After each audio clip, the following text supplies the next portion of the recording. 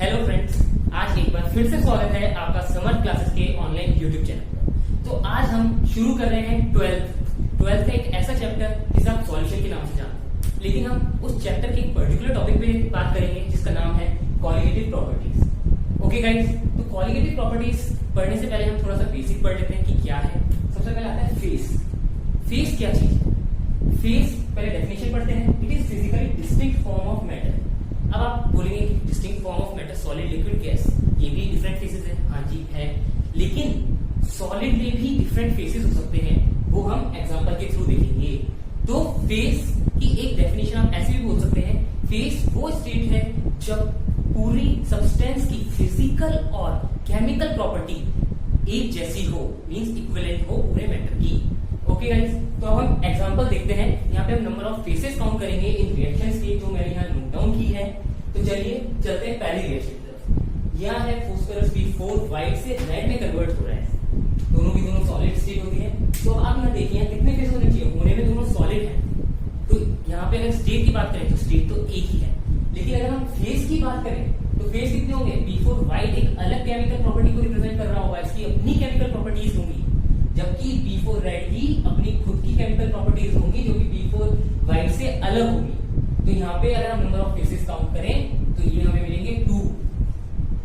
Okay, तो अब चलते हैं सेकंड रिएक्शन की तरफ। नेक्स्ट है CaCO3 is converting into CaO and CO2 carbon dioxide gas. तो यहाँ पे हम देखें ये क्या है? सॉलिड होता है। ये क्या है? सॉलिड होता है। CO2 क्या है? गैसियस। अब देखिए दोनों सॉलिड है, दोनों की प्रॉपर्टीज सेम होंगी या डिफरेंट? कंपाउंड ही डिफरेंट है, तो केमिकल प्रॉपर्टीज भी डिफरेंट होंगी। तो एक फेस, दो फेस, CO2 गैस क्या है? इसकी तो स्टेट ही चेंज है, तो फेस तो डिफरेंट होगा ही। तो यहाँ हम काउंट करें तो कितने हुए? एक ये और एक ये, टोटल कितने? 3। ओके, तो अगले वाले एग्जाम्पल को अच्छे से सुनिएगा, ये थोड़ा डिफरेंट है, ये आपको समझना पड़ेगा अच्छे से। तो ध्यान दीजिए क्या लिखा है यहाँ पे। ये क्या है? अगर आप इसको नीचे से ऊपर पढ़े तो ये क्या है? Basically acid, aqueous solution. AQ मतलब एक्वस सॉल्यूशन, और ये क्या है? बेस। तो एसिड बेस रिएक्शन लिखा हुआ है यहाँ पे। बेसिकली अगर आप देखें तो जिसमें से एसिड और बेस मिलकर क्या बना रहे हैं? पानी, H2O। तो देखिए अब यहाँ क्या है? ये क्या है? एक्वस। ये क्या है? लिक्विड। ये क्या है? Aqueous form. ये कौन सी है? Aqueous form. एक्वस फॉर्म तो आपको पता ही होगा, जब किसी भी हम सॉल्यूट को पानी में मिलाएं, जैसे लिक्विड सॉल्वेंट में मिलाएं, तो उसे हम बोलते हैं एक्वस फॉर्म। तो देखिए भाई यहाँ पे कितने फेसेस होंगे? अब देखें, आप बोलेंगे कि ये अलग कंपाउंड है, ये अलग कंपाउंड है और ये अलग कंपाउंड है। तो भाई एक चीज ध्यान रखिए, मैंने क्या बोला? फेस क्या होता है? ऐसा सॉल्यूशन या ऐसा मैटर जिसकी overall chemical properties and physical property same होनी चाहिए। तो आप देखें भाई सॉल्यूशन तो एक ही होगा, और ये जो सॉल्यूशन होता है वो हमारा होता है होमोजीनियस सॉल्यूशन। तो होमोजीनियस सॉल्यूशन और हेटेरोजीनियस सॉल्यूशन, पहले हम इस पे भी गौर कर लेते हैं। होमोजीनियस सॉल्यूशन क्या होता है? जिस सॉल्यूशन की पूरी ओवरऑल प्रॉपर्टी सेम हो।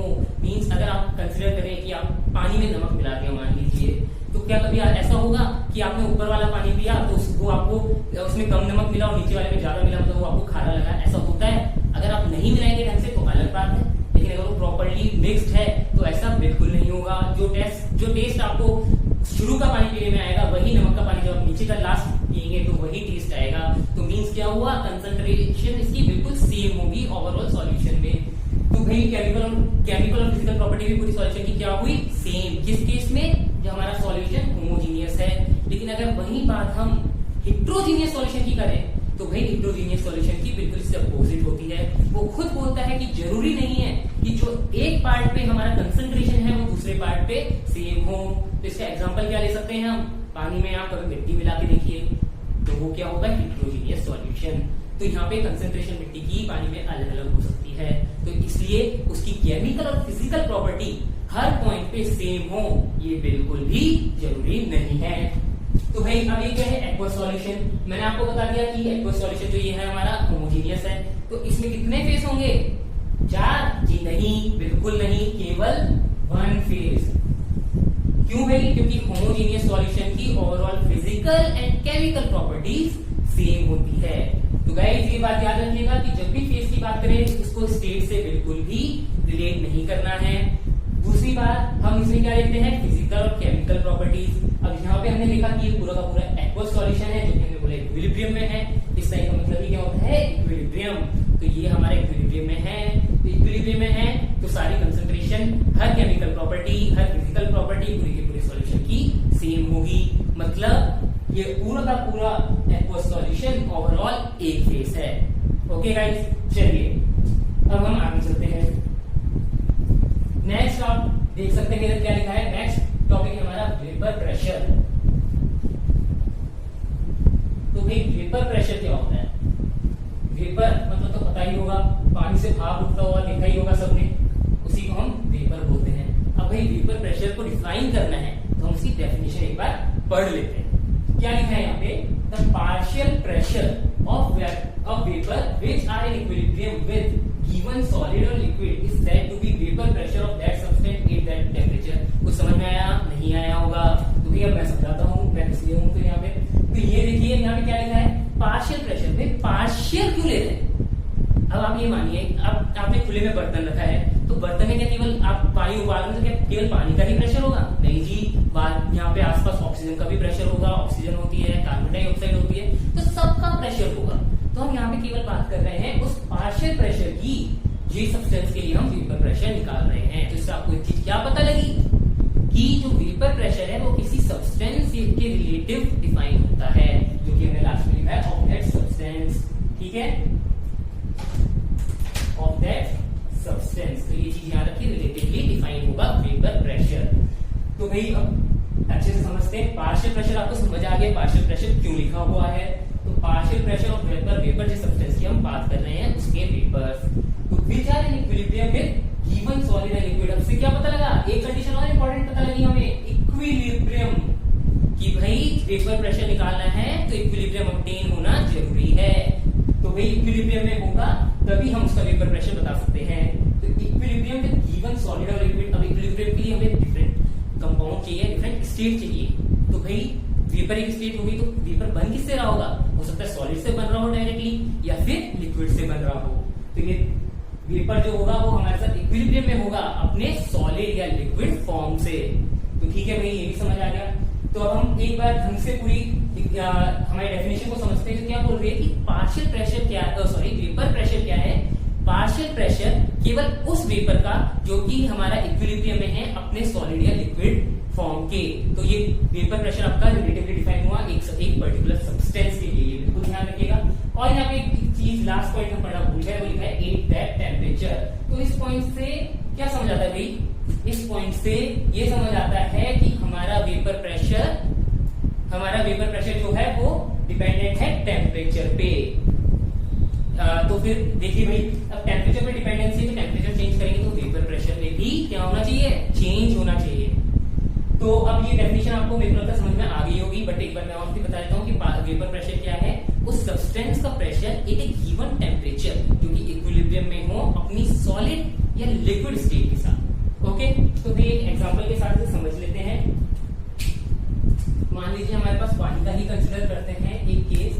पानी कैसा होगा हमारा? लिक्विड। हम किसमें कन्वर्ट कर रहे हैं इसे? गैस में, वाटर, वेपर में। ठीक है भाई, ये हमारी इक्वेशन है। तो अब इसमें आप देखिए, आपने इसका रिएक्शन कांस्टेंट क्या होगा? इसे हम बोल रहे हैं Kp। क्या होगा?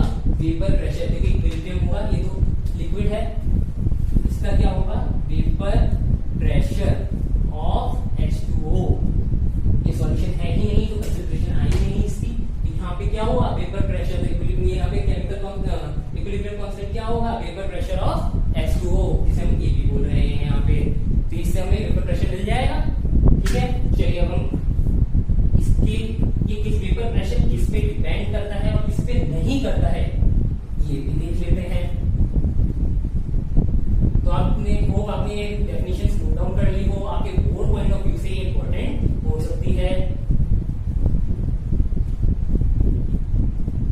तो चलिए भाई, अब देखते हैं किस पे डिपेंडेंट है, पहले देख लेते हैं। मैं वेपर प्रेशर को शॉर्ट में लिख रहा हूँ, Vp is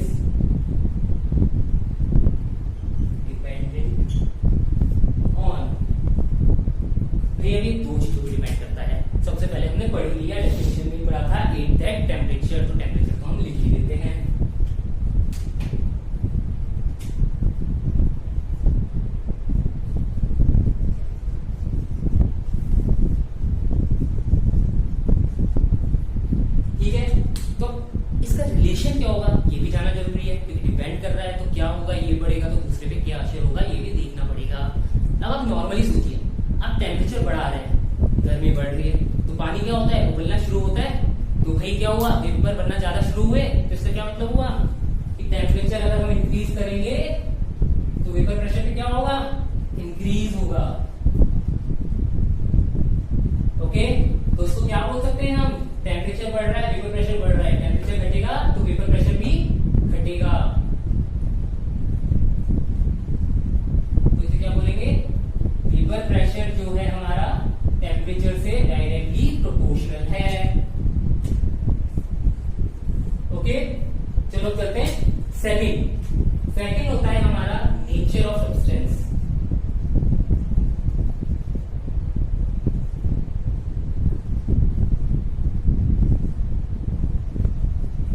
अब भाई आप पानी की बात करें और कहीं जूस की बात करें या फिर किसी भी ऐसे डिफरेंट लिक्विड्स की बात करें, सबका वेपर प्रेशर सेम होगा क्या, नहीं होगा ना।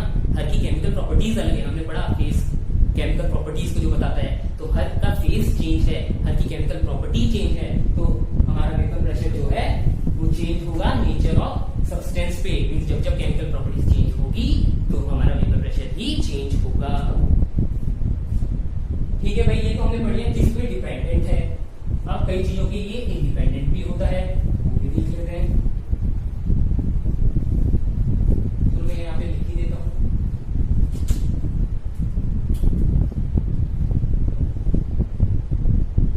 अब भाई हम पढ़ रहे हैं किसके इंडिपेंडेंट होता है, तो भाई कुछ सोचिए, डिपेंड अब टेम्परेचर और हमारा केवल इस पे कर रहा है, नेचर पे। तो इंडिपेंडेंट किसके होगा, वॉल्यूम के। आपका कोई भी वॉल्यूम हो कंटेनर का, उस पर डिपेंड बिल्कुल नहीं करेगा।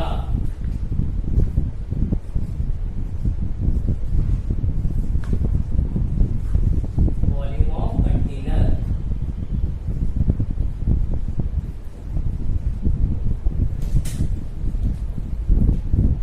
ठीक है भाई।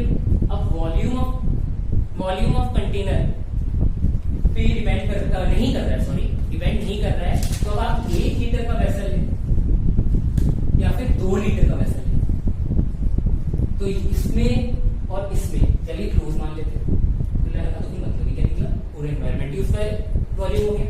तो भाई क्लोज है, अरे ना तो 1 लीटर बड़ा कर रहा है, तो चेंज कर सकते हैं, क्या बड़ी बात है।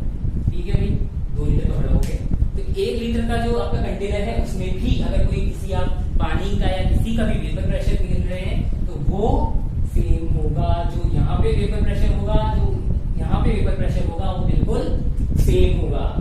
चलिए भाई हम चलते हैं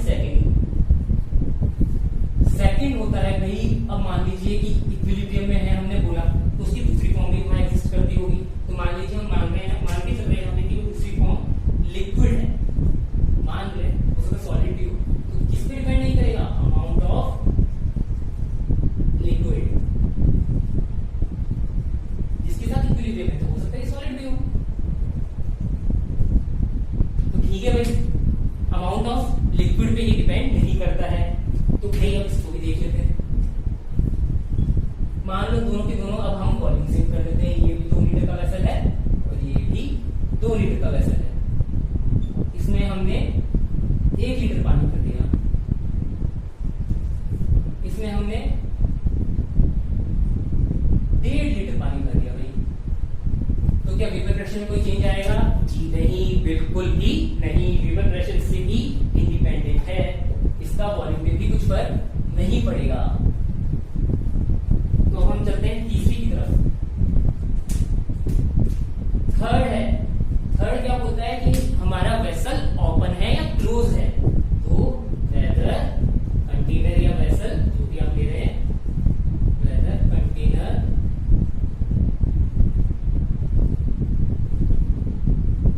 इज ओपन और क्लोज्ड। तो भाई सिंपल सी बात है, मैंने क्या बोला, वॉल्यूम पे डिपेंड नहीं कर रहा। अगर आप इसकी कंटेनर ओपन रख रहे हैं तो इसका क्या मतलब हुआ, पूरा का पूरा एनवायरमेंट इसकी वॉल्यूम है, तो इससे फर्क क्या पड़ा, कुछ नहीं, क्योंकि वॉल्यूम पे तो वो पहले ही इंडिपेंडेंट है। तो भाई हमारा वेसल ओपन हो या क्लोज हो, उससे भी फर्क नहीं पड़ रहा। चौथा और आखिरी पॉइंट, ये थोड़ा सा आपको समझने की जरूरत है। इसमें क्या बोला है कि वेपर प्रेशर बिल्कुल भी डिपेंड नहीं करता किस पे, इक्विलिब्रियम पे।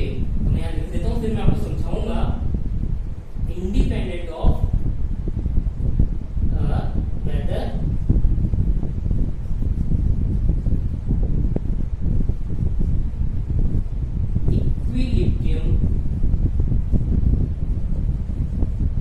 Is obtained or not। जी भैया आप बोलेंगे कि भाई सर आपने तो डिफाइन ही से इक्विलिब्रियम पे किया था, तो भाई जब ये डिफाइन ही इक्विलिब्रियम पे है तो इसका मतलब क्या हुआ, हर लिक्विड या हर सॉलिड जो कि वेपर अपने जनरेट करता है उसके लिए वेपर प्रेशर एक पर्टिकुलर टेम्परेचर पे पहले से ही प्री डिफाइंड है या फिर पहले से उसकी केमिकल प्रॉपर्टी में एग्जिस्ट करता है जो कि उतना ही होगा और वो फिक्स है।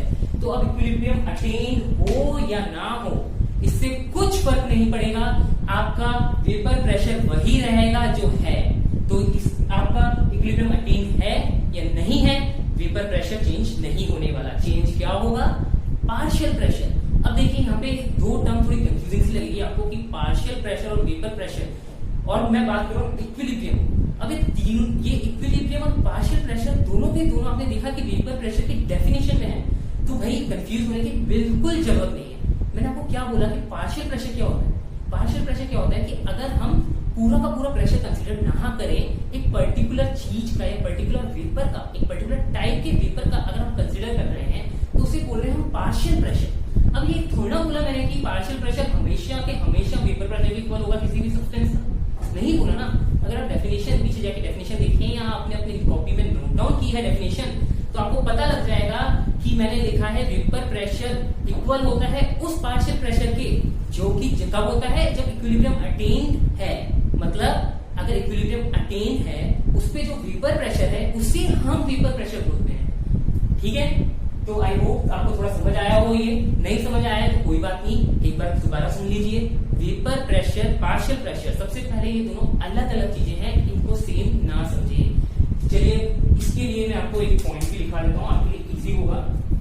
इसको रब कर देता हूँ, ये नोट डाउन कर लिया होगा, नहीं किया है तो पोज करके आप नोट डाउन कर लीजिए, ये काफी इंपॉर्टेंट है बोर्ड पॉइंट ऑफ व्यू से भी और आपके कॉम्पिटिटिव एग्जाम जेईई और मेंस को लेके भी। अब देखिए, अब मैं सबसे पहले मैं यही बोलता हूँ कि आपका पहला कंफ्यूजन जो है वही दूर करता हूँ कि वेपर प्रेशर और आपका पार्शियल प्रेशर का डिफरेंस। तो ये इंपॉर्टेंट पॉइंट है।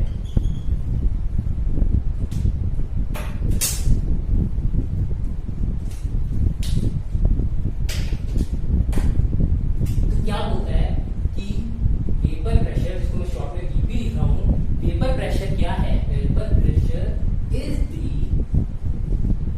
Maximum partial pressure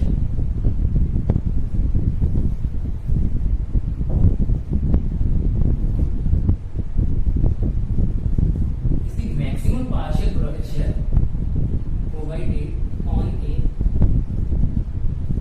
given temperature। तो इससे क्या पता लगा, ऑन ए गिवन टेम्परेचर, मतलब हमने टेम्परेचर को फिक्स कर दिया है, टेम्परेचर चेंज नहीं हो रहा है। तो मतलब हम बात कर रहे हैं आइसोथर्मल प्रोसेस की। तो भाई क्या बोल रहे हैं, vapour pressure is the maximum partial pressure.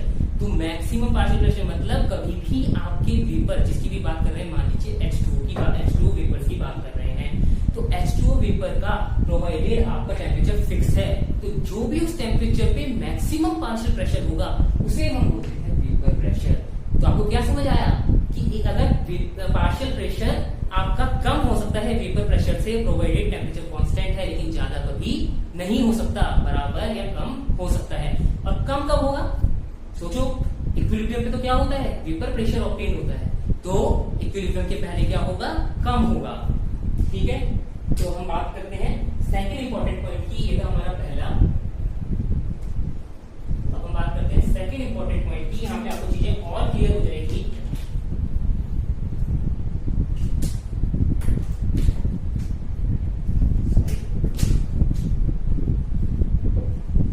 If partial pressure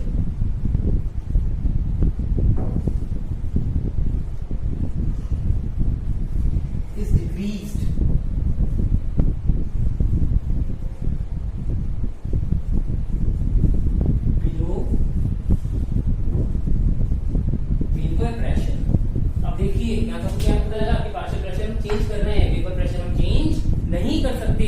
बार बार बता रहा हूँ, याद रखिएगा। तो हमने क्या किया, होगा कोई मेथड, उस पर हम ध्यान बिल्कुल नहीं देंगे। अभी हम क्या बोल रहे हैं कि हमने पार्शियल प्रेशर को डिक्रीज कर दिया, इसके नीचे वेपर प्रेशर के। ऑफ कोर्स किसी पर्टिकुलर सब्सटेंस की बात कर रहे हैं तो क्या होगा वो हम इस इंपॉर्टेंट पॉइंट में देख रहे हैं। देन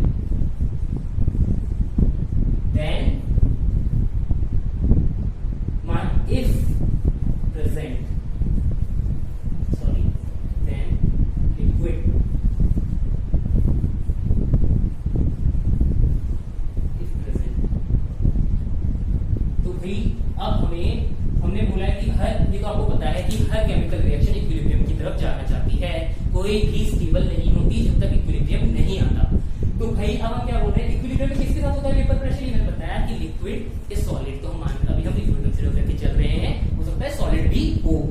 तो भाई हम क्या बोल रहे हैं कि पार्शियल प्रेशर अगर डिक्रीज कर दे हम वीपी से, तो मतलब हमने क्या कर दिया, इक्विलिब्रियम खराब कर दिया, इक्विलिब्रियम को तहस नहस कर दिया है। तो अब रिएक्शन क्या चाहेगी कि भाई हमें तो इक्विलिब्रियम में जाना है, कुछ भी हो जाए। तो भाई अब मान लीजिए इक्विलिब्रियम में जा कब पाएगी, जब दूसरे साइड का सब्सटेंस प्रेजेंट हो। अगर सामने खत्म ही हो गया तो इक्विलिब्रियम कभी अटेंड हो ही नहीं पाएगा। तो हम बात करते हैं लिक्विड अगर प्रेजेंट है तो क्या होगा, मतलब इक्विलिब्रियम अटेन हो सकता है तो क्या होगा। दो केसेस होते हैं यहाँ पे, ध्यान से देखिएगा। पहला केस, लिक्विड वेपराइज होगा, कब तक, जब तक इक्विलिब्रियम अटेन ना हो जाए।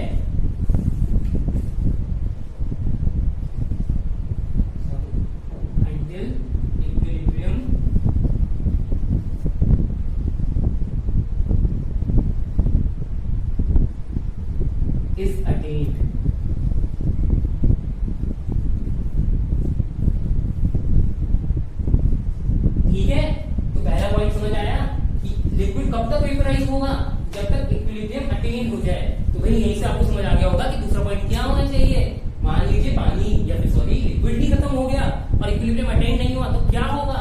यही हमारा दूसरा केस है कि इक्विलिब्रियम तहस नहस हो जाएगा, क्योंकि दूसरा चीज खत्म हो गई, मतलब लिक्विड या सॉलिड हमारा जो भी है इक्विलिब्रियम एस्टेब्लिश करने के लिए उसकी कमी आ गई।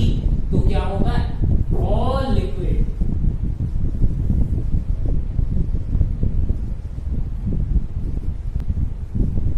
vaporized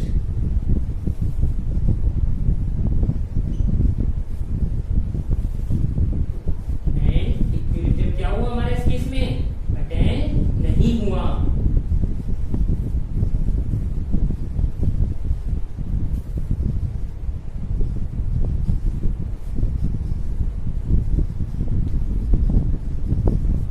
ठीक है, तो ये पॉइंट अच्छे से याद रखिएगा, दोनों इंपॉर्टेंट पॉइंट है।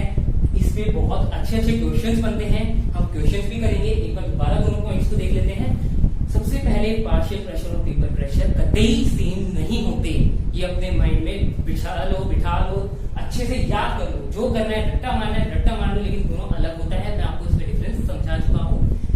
वेपर प्रेशर हमारा होता है मैक्सिमम पार्शियल प्रेशर, जो कि सब्सटेंस के वेपर एक्सर्ट कर सकते हैं एक पर्टिकुलर टेम्परेचर पे। दूसरा इंपॉर्टेंट पॉइंट क्या है कि अगर आपने किसी तरीके से पार्शियल प्रेशर को वेपर प्रेशर के नीचे कर दिया, तो हमारी भी रिएक्शन क्या चाहेगी, इक्विलिब्रियम अटेन करना। इक्विलिब्रियम अटेन करने के लिए क्या करना पड़ेगा, वेपर प्रेशर को पार्शियल प्रेशर के इक्वल। तो भाई दो किससे बनते हैं, लिक्विड कब तक इवेपोरेट होगा, अंटिल इक्विलिब्रियम इज अटेन। इस केस में क्या हो जाएगा भाई, जो हमारा पार्शियल प्रेशर है